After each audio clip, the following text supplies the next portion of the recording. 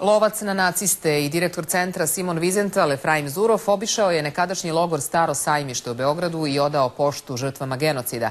Stratište su zajedno sa Zurofom obišli i vikarni episkop patrijarha Irineja Jovan, osnivač udruženja Srpski kod Mlađan Đorđević i viši naučni saradnik Instituta za savremenu istoriju Milan Konjanin.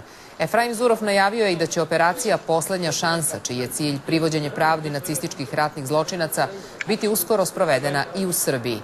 Komentarišući nedavne incidente u regionu, Zurof je ocenio da je neofašizam u porastu i da o tome treba povesti računa. Šimunić je pojedinac i ono što je uradio je užasno zbog toga ko je on. On je heroj mnogim mladim ljudima u Hrvatskoj, ali po meni je 100 puta gore to što su hiljade ljudi na Maksimilskom stadionu horski pozdravljale ustaškim pozdravom za dom spremni. I pogotovo to što niko iz vrha Hrvatske to nije jasno osudio.